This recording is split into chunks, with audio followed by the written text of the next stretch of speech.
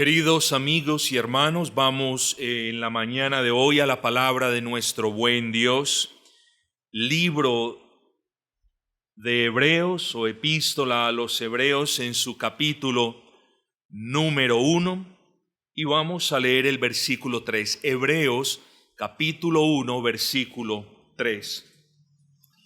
Dice la buena palabra del Señor, el cual, hablando de Cristo, siendo el resplandor de su gloria, la gloria de Dios, y la imagen misma de su sustancia, y quien sustenta todas las cosas con la palabra de su poder, habiendo efectuado la purificación de nuestros pecados por medio de sí mismo, se sentó a la diestra de la majestad en las alturas. Y nos vamos a centrar precisamente solo en un fragmento del versículo número 3. Quien efectuó la purificación de nuestros pecados por medio de sí mismo. Vamos a centrarnos en esa afirmación. Y el título que tenemos en la mañana de hoy es sencillamente la sangre de Cristo. Eso es todo, la sangre de Cristo. Y yo quiero comenzar de repente de una manera muy atípica, haciendo una advertencia amable, claro está. Cuando nosotros no conocemos a Cristo, ni sabemos qué fue lo que hizo Cristo por nosotros en la cruz del Calvario, no apreciamos el verdadero valor de la sangre de Cristo. Es más, además de no apreciar la sangre de Cristo, añadimos pecado al pecado. A saber, blasfemamos el nombre de Cristo. O no nos acordamos que en tiempos pasados la fórmula mágica de la protección era cúbrase con la sangre de Cristo. Y lamentablemente esto no vino de nuestras madres ni de nuestras abuelas en muchos casos. Vino de aquellos mismos que decían conocer la palabra de Dios. Entonces, este tema de la sangre de Cristo es menester que nosotros lo conozcamos, al menos en su esencia más básica, pero es menester que nosotros no solamente tengamos reverencia con el Señor que derramó la sangre, sino que no estemos utilizando la expresión la sangre de Cristo de manera indiscriminada por aquí y por allá, porque no solamente estamos haciendo del sacrificio de Cristo algo como cualquier otra cosa, sino que estamos violentando, rompiendo, quebrantando el tercer mandamiento. ¿De qué manera? Porque mencionamos el nombre de el Señor en vano.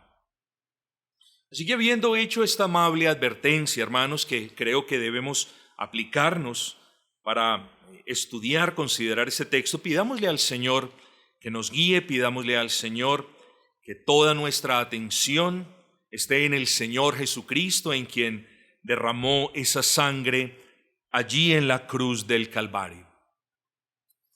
La semana pasada comenzamos a estudiar el libro a los Hebreos o la epístola a los Hebreos y afirmamos entre muchas otras cosas que Cristo es superior a los profetas, que Cristo es el más grande de todos aquellos creados a imagen y semejanza de Dios y es el más grande porque Él es Dios mismo. Eso lo alcanzamos a mencionar la semana pasada. Pero dijimos que Cristo es la más grande, completa, absoluta y perfecta de toda la revelación de Dios. Y por ende, algunas de las implicaciones para los judíos que habían creído en Él era esta. Aquellos hermanos hebreos que habían creído en el Señor Jesucristo, lo dijimos, estaban seguros en Él. En el culto de la tarde, Dios mediante, hablaremos más acerca del Hijo de Dios, de cómo Él es heredero de todo, de cómo Él es el agente creador de todo, y terminaremos donde comenzamos, de cómo Él es Dios verdadero. Eso es algo muy importante, hermanos, porque nosotros, los creyentes, no solamente debemos confesar esa gran verdad de que Cristo es Dios, Rey y Señor, sino que debemos entender por qué. Aquí ya no vale lo que otros nos dijeron. Aquí lo que comienza ya a contar es qué convicción tenemos de que aquel a quien llamamos Cristo es verdaderamente Dios. Entonces no es confesar el nombre de Cristo como lo hacíamos en otros trasfondos, sino, hermanos, es comenzar a medir la convicción que nosotros tenemos en el nombre de nuestro buen Señor.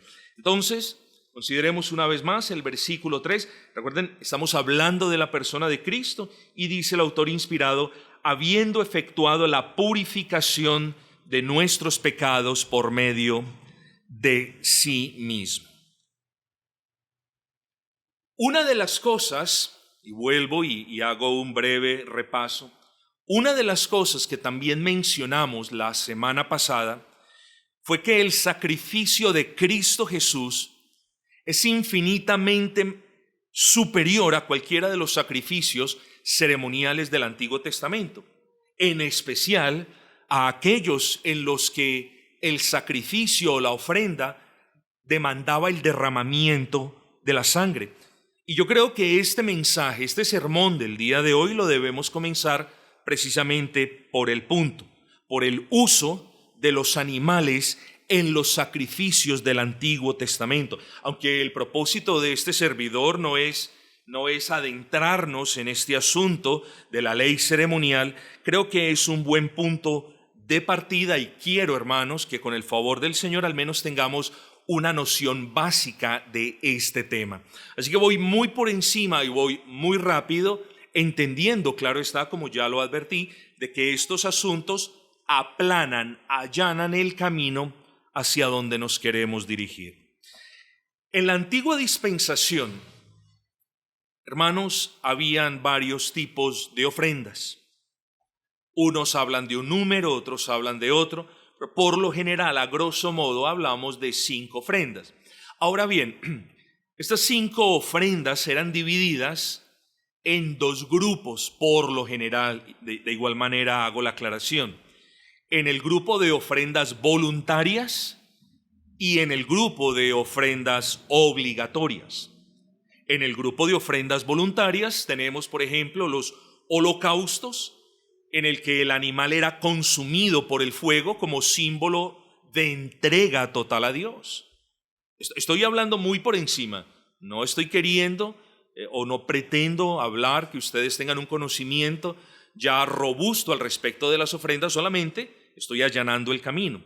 Pero además de el holocausto tenemos la ofrenda vegetal, que era significaba una manera en la que la persona manifestaba su gratitud por las provisiones del Señor. Tenemos la ofrenda de paz en tercer lugar, que era un sacrificio de acción de gracias y celebraba la comunión con el Señor. Estas cosas eran simbolismos de una realidad futura, recordemos. Claro, tenían su significado en el contexto en el que se ejecutaban las ofrendas, por supuesto que sí, pero el propósito no era definitivo, sino que el propósito de estas ofrendas era mostrar que habría de venir una ofrenda suficiente que no tendría que ser repetida cada cuánto tiempo, y era la persona de Cristo. Pero entonces también hablamos de ofrendas obligatorias, y básicamente en lo tocante a las ofrendas obligatorias hablamos de las ofrendas por el pecado y de las ofrendas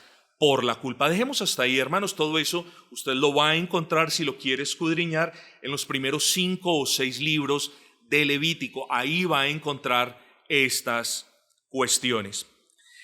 Pero todas estas, todo lo que podamos hablar de estas ofrendas, también se podían distinguir de otra manera.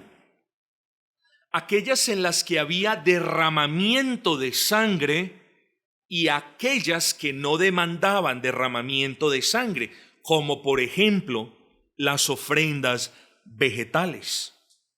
Si bien, hermanos, esto lo tenemos que tener en claro, si bien todas las ofrendas apuntaban, como ya lo anoté, hacia la persona y hacia la obra de Cristo. Aquellos sacrificios del antiguo pacto en los que había derramamiento de sangre tenían como propósito apuntar hacia aquellos tiempos donde habría de llevarse a cabo una ofrenda total, definitiva, ya no una ofrenda simbólica como lo eran aquellas ofrendas de la antigua dispensación, sino era la consumación de estas ofrendas. Estas ofrendas representaban algo y ese algo era la consumación de la promesa de Dios. Entonces miren la importancia de conocer estos asuntos, al menos en su sentido más básico. Estas ofrendas hablaban de una realidad infinitamente superior, a saber, que habría de llegar el día en el que el más precioso y puro de todos los derramamientos de sangre ocurriría. Un derramamiento de sangre siempre le causa al hombre horror en algunas veces, impresión. Vemos un derramamiento de sangre y algunos lo miran con morbosa curiosidad y otros voltean sus caras. Pero este derramamiento de sangre del que yo ahora me propongo hablar es el derramamiento de sangre por excelencia que necesitamos todos los seres humanos. Porque si ese derramamiento de sangre no hubiese ocurrido, entonces el autor inspirado nunca hubiera podido decir la purificación de nuestros pecados fue efectuada. Entonces note usted la importancia de la obra de Cristo en la cruz del Calvario. Y digo, era un derramamiento de sangre especial y único, porque ningún derramamiento de sangre hasta el día de hoy, o cualquiera que ocurra hasta el último de los días, jamás podrá apaciguar la ira de Dios por nuestros pecados. Jamás. Jamás va a satisfacer la justicia de Dios. Pero aquel derramamiento de ese Dios verdadero y hombre verdadero que ocurrió hace más de 2000 años en la cruz del Calvario, ese sí apaciguó la ira de Dios y satisfizo la justicia de Dios. Entonces, a todas luces estamos hablando de un sacrificio de perfecta efectividad. Nosotros vamos a estudiar en esta carta a los hebreos que los sacrificios que se hacían en la antigua dispensación, en el Antiguo Testamento, solamente tenían como propósito apuntar, recordarle a la persona unas cosas importantes que vamos a ver ahora, al menos una de ellas, pero no eran efectivos. Estos sacrificios no quitaban el pecado. Estos sacrificios no borraban la culpa. Apuntaban hacia aquel sacrificio que sí habría de hacerlo. Por eso se les llama tipos y antitipos. El antitipo es el cumplimiento del tipo, o por eso se le llaman sombras y luego también sustancia. Estos sacrificios del Antiguo Testamento eran la sombra de la sustancia que es la persona de Cristo. Estamos hablando del sacrificio entonces de Cristo Jesús, del Cordero sin mancha. Ahora cantábamos en los himnos. ¿Ustedes recuerdan qué fue lo que dijo Juan el Bautista? He ahí el Cordero sin mancha que quita el pecado del mundo. Hermanos, quien murió en la cruz del Calvario, amigos, no fue un cordero, fue el Cordero sin mancha, sin pecado, el único Cordero sin mancha que ha existido.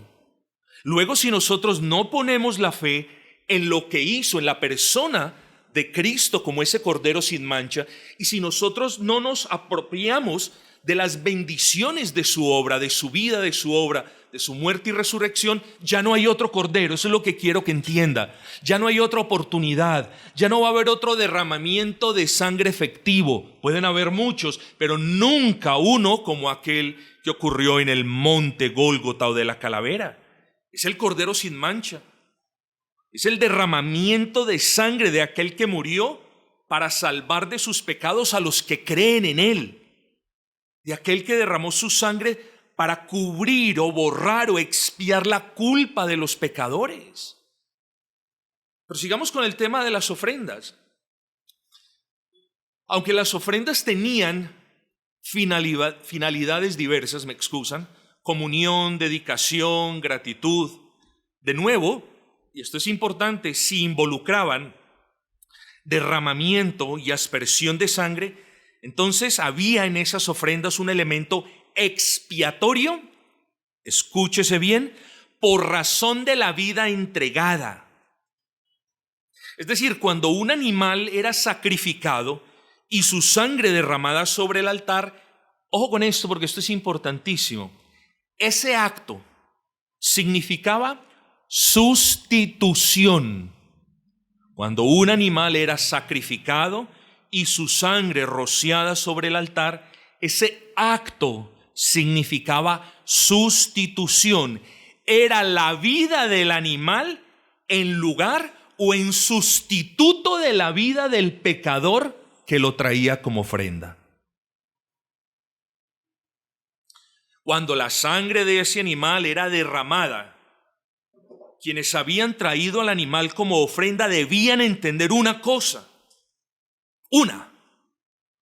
No sé si lo entendieron o si siempre lo hicieron, pero esa ofrenda tenía como propósito una cosa.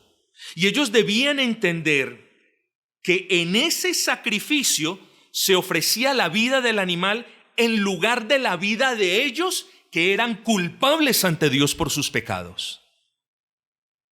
Esa era la enseñanza del Antiguo Testamento, repito. Quien traía la ofrenda, claro está, en la que había derramamiento de sangre, el oferente, el que traía la ofrenda, esa persona debía entender que esa vida del animal era su propia vida. Que era él el que debía pagar por los pecados, pero que habría de venir un sustituto. Y eso es lo que representa el animal. El animal está sustituyendo a la persona que traía la ofrenda. La sangre del animal está sustituyendo la sangre que él tenía que haber derramado. Y por supuesto, el animal, tanto como su sangre, tipificaban aquel derramamiento de sangre que habría de venir. Así las cosas, el derramamiento de sangre transmitía un mensaje claro. La sangre del animal representaba la vida del pecador. Y al derramarse mostraba que la muerte que el pecador merecía había caído por sustitución sobre el animal. Era vida por vida, recuerden, era vida por vida. El animal era el sustituto de los pecadores, por así decirlo. Por eso dice, más adelante lo veremos, Hebreos 9:22, y casi todo es purificado según la ley con sangre, y sin derramamiento de sangre no hay remisión de pecados. O sea, para que sus pecados, y los míos evidentemente, sean perdonados, tiene que haber derramamiento de sangre. El problema, mis amados, es que nuestra sangre no es la de un cordero sin mancha. Ese es el gran problema. El problema es que aún si queremos pagar con nuestras vidas, digámoslo así, ese sacrificio no es acepto. Y no es acepto porque nosotros estamos contaminados por el pecado. Entonces, para que nuestros pecados puedan ser remitidos, borrados, para que nuestros pecados puedan ser perdonados, alguien más tiene que derramar sangre. Y nosotros sabemos que fue Cristo Jesús. Pero el asunto es que la sangre de Cristo, o sea, el sacrificio de Cristo, es a favor de todos los que creen en Él. Porque si no es así, estaríamos hablando de que el Señor sufrió y murió por quienes aman el pecado. Y eso no es la enseñanza conforme a la Biblia. Estaríamos diciendo que Cristo Jesús derramó su sangre por quienes tienen en poco su sacrificio, lo cual no corresponde a la enseñanza de la Biblia.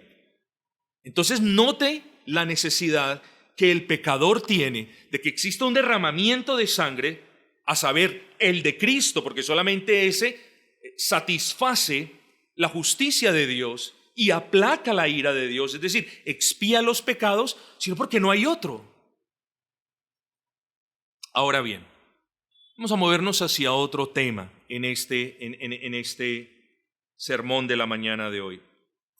Vamos a hablar de la sangre del sacrificio de Cristo. Ya no vamos a hablar más de animales, vamos a hablar de la sangre de Cristo. Y lo vamos a hacer, hermanos, con toda reverencia, teniendo en cuenta la advertencia amable que les hice al comienzo. En el sacrificio de Cristo Jesús se derramó sangre. Sangre que, aunque verdaderamente humana, es la sangre de aquel que también es Dios verdadero. Sangre pura, hermanos. La sangre de aquel que no fue concebido en pecado, ni nació en pecado, ni cometió el pecado. Entonces, claro, no era sangre como la nuestra, y los autores inspirados, las enseñanzas de las Sagradas Escrituras, dieron fe de esto. Les voy a leer algunos versículos, se los leo. Hablando de la sangre de Cristo, dice, es aquella del Cordero sin mancha que quita el pecado, Juan el Bautista. Es aquella en quien tenemos redención por su sangre, el perdón de pecados, el apóstol Pablo. Es aquella con la que fuimos rescatados de nuestra vana manera de vivir, el apóstol Pedro. Es aquella que nos limpia de todo pecado, el apóstol Juan. Note entonces, si nosotros no abrazamos a Cristo, y no estamos hablando de una religión, no estamos hablando de ponernos un saco y una corbata los días del Señor, no estamos hablando de cuestiones externas, no, si nosotros no abrazamos a Cristo con el corazón, si nosotros no pensamos que Cristo es nuestra única esperanza, que hemos ofendido a Dios y que Dios en su infinita bondad nos ha provisto, le ha provisto a la humanidad un medio para que nos podamos reconciliar con Él. Si nosotros no vemos en Cristo nuestra esperanza, si nosotros no nos apropiamos de las promesas de la vida, muerte, obra, resurrección de Cristo, si nosotros no nos apropiamos del significado de la sangre de Cristo, es decir, de que gracias al sacrificio de Cristo y a su sangre derramada, nuestros pecados fueron cubiertos, entonces estamos expuestos, hermanos. Y no hay esperanza, y no quiero sonar fatídico, ni trágico, ni negativo, no. Por el contrario, creo que estamos siendo muy realistas, estamos hablando lo que dice la palabra. Si en estos textos que hemos visto hay una correlación directa entre la sangre de Cristo y la expiación o el perdón de nuestros pecados, hombre, eso es inferencia o lógica de coquito, básica. Sin la sangre de Cristo no hay perdón de pecados. Si yo no creo en Cristo y si no creo que Cristo murió por mí en la cruz del Calvario y derramó su sangre por mí para que mis pecados fuesen purificados, para yo poder presentarme sin mancha delante del Señor, si yo no creo eso de corazón, no de boca, yo estoy perdido. Hermanos, la sangre que derramó Cristo en la cruz del Calvario a favor de los que creen en Él fue la muestra de amor más grande para con ellos. ¿Por qué? Porque ya lo vimos en lo que acabamos de decir. Él estaba tomando el lugar del pecador. ¿Recuerdan lo que acabamos de explicar de que el animal era el sustituto? Bueno, en la cruz del Calvario fue Cristo quien tomó el lugar que usted merece. Y se estaba entregando voluntariamente al juicio de Dios. En ocasiones, hermanos, yo meditando en esta frase, hombre, en ocasiones no meditamos lo suficiente en esto. La entrega de Cristo fue voluntaria. Y eso marca la diferencia, mis amados hermanos, porque el Señor Jesucristo no fue obligado por nadie. En el pacto de redención hubo un convenio ad intra o al interior de la Trinidad, hermanos, y todo fue planeado de tal modo que nuestro Señor Jesucristo, la segunda persona de la Trinidad, tomara forma de hombre y naciera sin pecado y viviera sin pecado, pero que muriera por los pecados de quienes creemos en Él. ¡Qué muestra de amor más grande! En un día donde reina el odio y la hipocresía, y se celebra, no obstante, el Día del Amor, las manifestaciones del amor y la amistad son una rosa, un globo y cualquier otra suerte de cosas de las que no vale la pena ni siquiera mencionar. ¿Cuál fue la muestra del amor de Dios para con nosotros, para con todo el que cree? Que envió a Cristo Jesús en sustituto por usted, porque usted no puede pagar el precio de su pecado. ¿Qué muestra de amor más grande quiere? Y no solo eso, mis amados, sino que derramó su sangre para pagar el precio de los pecados que merecían, o que merecen todos los que creen en Él. Así que el derramamiento de sangre en los sacrificios del Antiguo Testamento ocurrió muchas veces, cientos de miles de veces, de repente millones de veces. Y como lo dije, se tenían que repetir porque eran simbolismos, se tenían que repetir porque eran señales y sombras, no era la realidad definitiva. Esto es importante. Esos sacrificios no podían ni estaban diseñados por el Señor para quitar los pecados ni para perfeccionar la conciencia. Solo limpiaban externamente y por un tiempo, y servían como recordatorio constante de la culpa. Y aquí es donde tenemos que hablar de conciencia. ¿Qué te dice tu conciencia acerca de la ley de Dios? Porque la conciencia tú la puedes martillar, la puedes maltratar, le puedes decir shh, como a un perro. Pero esa conciencia, por muy martillada, por muy maltratada, por muy apabullada que esté, siempre te va a decir: violaste la ley de Dios. ¿Qué mandamiento has violado? ¿Qué violación a cualquier mandamiento es en la que persistes? Bueno, tu conciencia te está diciendo culpable, porque tu conciencia es como un juez, es como un magistrado. Ya lo hemos explicado muchas veces. Es el magistrado que, basada en las dos tablas de la ley moral de Dios, dice, conforme a tus actos, culpable o inocente. Te congregas, alabas a Dios, glorificas al Señor, vives para Él, tienes una limpia conciencia. Haces tus devocionales, lees la Biblia, tienes tus reuniones en casa, tienes una limpia conciencia. Es cuando violamos la ley del Señor, cuando no podemos tener una limpia conciencia.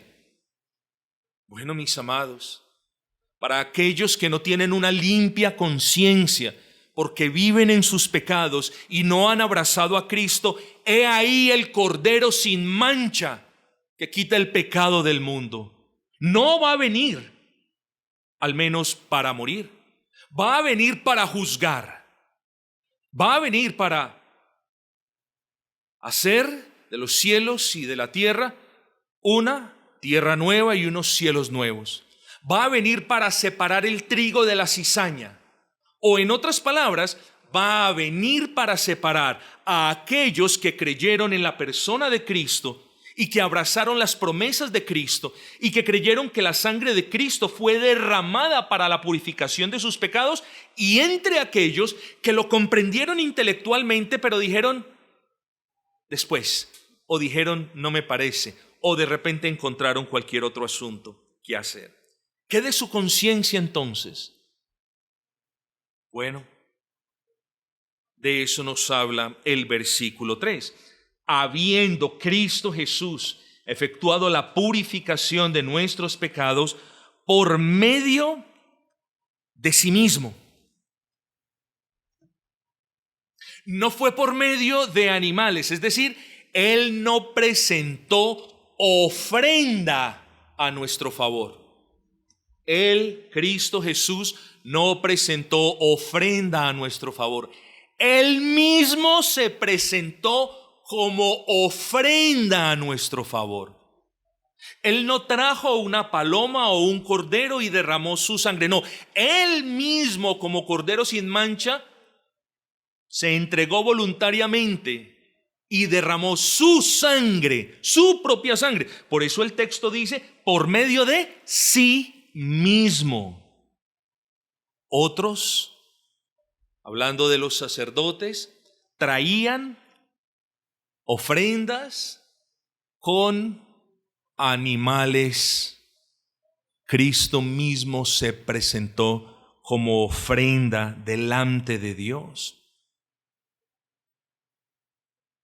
Y no solo eso, y escuche esto, Cristo Jesús no solamente fue la ofrenda, sino que Cristo Jesús es el sumo sacerdote que presentó la ofrenda. Los otros tenían que, como ya lo dije, tenían que traer ofrendas, o con esto también, no solo a favor del pueblo que representaban, sino de ellos mismos. Pero Cristo Jesús se presenta como ofrenda, no por Él, porque Él es Dios verdadero y hombre verdadero, sino por aquellos a quienes estaba representando. ¡Qué hermoso! Es cierto que la salvación del pecador no se limita al sufrimiento y a la muerte del Señor Jesucristo en la cruz del Calvario. La salvación, bueno, cuando creemos en el Salvador, podemos ponerlo de esta manera: la salvación comienza en el momento en el que Él encarnó para salvarnos. La encarnación inmaculada y la vida en perfecta obediencia son asuntos tan importantes como la muerte sustitutiva en la cruz y como la resurrección gloriosa.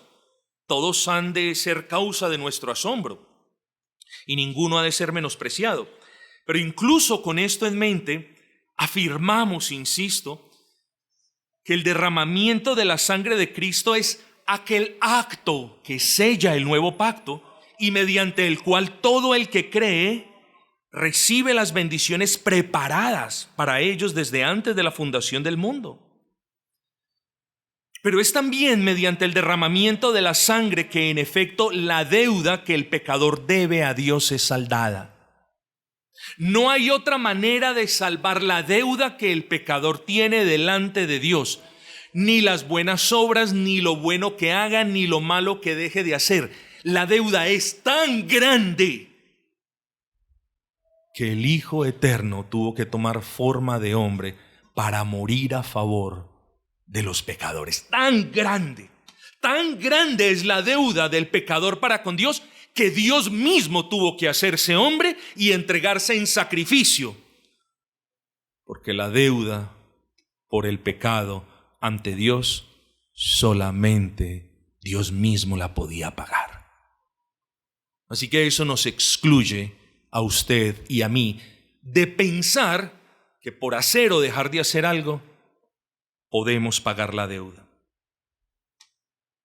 Luego, cada gota de sangre derramada por Cristo tiene un valor infinito para el que cree, puesto que sin el derramamiento de su sangre, el pago por los pecados no hubiese sido posible, y entonces tampoco hubiese sido posible que la ira de Dios hubiese quedado aplacada, tampoco se hubiese podido satisfacer lo que demanda la justicia, que era muerte, porque la paga del pecado es la muerte. Luego, si no hay derramamiento de sangre, Dios continúa airado y la justicia no se ha cumplido. Es decir, todos estamos condenados sin esperanza. Los creyentes, mis amados hermanos, cuánto debemos agradecer al Señor por habernos mirado cuando nosotros le aborrecíamos. Cuánto debemos agradecer al Señor por habernos escogido cuando nosotros no queríamos. Y quienes no son creyentes, por amor a Dios y por amor a sus almas, noten que si ustedes no creen en aquel y no confiesan a aquel que murió en la cruz del Calvario y que derramó su sangre para limpiarlo y purificarlo de los pecados. Note esto, note que no se va a poder presentar delante de Dios. Claro, para el juicio sí va a poder presentarse, pero no va a poder presentarse delante de Dios, al menos para escuchar las hermosas palabras: hijo, entra al descanso eterno. Fue así como en la cruz del Calvario, Cristo, como ofrenda por el pecado, derramó su sangre. Y eso es de singular importancia, porque satisfizo la justicia de Dios como sustituto, entregando su vida en lugar de usted. Hay veces no pensamos bien en lo que hizo Cristo en el Calvario. Hay veces decimos: es glorioso, qué bueno que el Señor hizo eso, qué hermoso. ¿Hermoso? También cuán necesario, porque fue en lugar del que cree que murió. Luego, si tú crees que ese Cristo es Dios verdadero y hombre verdadero, y que tomó tus pecados y que subió a esa fría cruz para morir bajo el rigor de la mano de la justicia de Dios, y si crees que derramó allí en la cruz su sangre para cubrir tus pecados, entonces celebraremos algún día y diremos: gloria al Señor, este hombre o esta mujer creyó para salvación. Es cierto, puede que no se haya vestido de alguna manera, puede que no lo hayamos visto esto, pero tenemos, hermanos, que mirar a Cristo como la única esperanza, porque, repito, Él es el único sustituto con el problema del pecado. Pero segundo, apaciguó, propició la justa ira de Dios contra el pecado. ¿Y cómo lo hizo? Cargó la culpa de su pecado. Sufrió el castigo de Dios por su pecado, pero también expió el pecado, es decir, limpió la conciencia, logrando redención real y eficaz, no meramente simbólica como los sacrificios del Antiguo Testamento.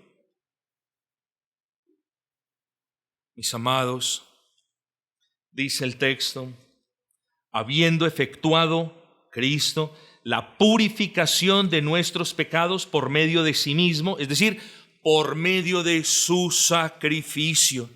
Qué gran diferencia con los sacrificios presentados en el antiguo pacto. Y qué gran diferencia con aquellos que usaban sangre ajena, sangre de animales, cuando lo comparamos con Cristo, que se entregó a sí mismo derramando su propia sangre. Qué gran diferencia. Este no era un mero hombre cumpliendo de manera precisa con una labor en el templo, como sí lo eran los antiguos sacerdotes. Este era Cristo Jesús, repito, el más superior de todos los sacerdotes, el más santo de todos los corderos, quien a la vez se ofreció a sí mismo como el más perfecto y eficaz de todos los sacrificios. Hermanos, y entonces, ¿cómo sucedía la purificación? Muy bien. Aquí hablamos de un acto que sucedía, voy a hablarles de esto, de un acto que sucedía una vez al año, en el que el sumo sacerdote entraba al lugar santísimo a rociar la sangre por él mismo y por el pueblo. Y así lo hizo Cristo, pero no entrando en un tabernáculo hecho por manos de hombres, como nos dice el autor de la carta. Aquí tenemos, hermanos, para que nuestros pecados hubiesen sido purificados, aquí tenemos a un Cristo como glorioso mediador, mediando entre un Dios ofendido por el pecado y unos pecadores condenados en el pecado. Aquí tenemos a Cristo Jesús, si se me permite esta expresión, aquí tenemos a Cristo Jesús presentado delante del Padre, hermanos, y rociando toda la sangre de su propio sacrificio sobre el trono, sobre la silla del propiciatorio que representa el trono de Dios. Aquí tenemos a Cristo Jesús Es como si se hubiese presentado delante del Padre, el Padre con el que había acordado descender a este mundo y venir como siervo humillado. Es como si ese Cristo tengamos en mente la figura de la purificación de pecados en la antigua dispensación. Un sacerdote humano y la obra de Cristo, un sacerdote verdaderamente humano y verdaderamente divino. Noten que el sacerdote entraba al lugar santísimo. Dentro del tabernáculo, ustedes conocen, estaba el lugar santo, el lugar santísimo. Y aquí tenemos al sacerdote humano entrando al lugar santísimo, es decir, a la misma presencia de Dios. Y aquí tenemos a Cristo no entrando a ningún tabernáculo hecho por manos de hombres, sino entrando a la misma presencia del Padre. Aquí tenemos a un sacerdote esparciendo sangre de sacrificio ajeno, de animales. Aquí tenemos a Cristo esparciendo sobre la silla del propiciatorio, que ya lo vimos, recuerden, que simboliza el trono del Altísimo. Aquí lo tenemos delante del Padre trayendo su propia sangre. Es como si Él se hubiese presentado allí delante del Padre y le hubiese dicho: he descendido, Padre, al mundo que creamos y he vivido de manera perfecta de acuerdo a tu bendita ley. Y tomé los pecados de aquellos a quienes tú me diste, y ninguno de ellos se ha perdido, y ninguno de ellos se va a perder. Y fui clavado en la cruz por esos pecados, y vertiste, Padre, tu ira sobre mí, y estuve bajo tu juicio, y allí derramé toda mi sangre. Y lo estoy poniendo de una manera para que ustedes lo visualicen de manera piadosa. Y aquí ahora me presento a esparcir mi propia sangre delante de tu trono para que no tengas en cuenta los pecados de todos los que creyeron en mí. He aquí, Señor, traigo el pago que demandaste por los pecados. He aquí, Señor, la sangre de mi sacrificio. Ahora te pido que los perdones, porque he cumplido con mi parte del pacto. He derramado mi sangre. Perdónalos, Señor. He vivido de acuerdo con la ley que ninguno de ellos puede vivir. Justifícalos por medio de la fe que tú mismo les has dado. Y fiel a sus promesas, mis amados hermanos, pues Dios no es hombre para que mienta, ni hijo de hombre para que se arrepienta de las promesas que hizo. El Padre acepta el sacrificio, cumple con las promesas del pacto, perdona los pecados de los pecadores, justifica a los que creen. Y una vez sucede esto, ahora sí podemos leer el resto del versículo 3. Y habiendo efectuado la purificación de nuestros pecados por medio de sí mismo, ahora sí se sentó a la diestra de la majestad en las alturas. Ese Cristo que es Señor y que salva, es Cristo que es Dios y Rey y gobierna. Bendito sea su nombre, hoy, mañana y por los siglos de los siglos.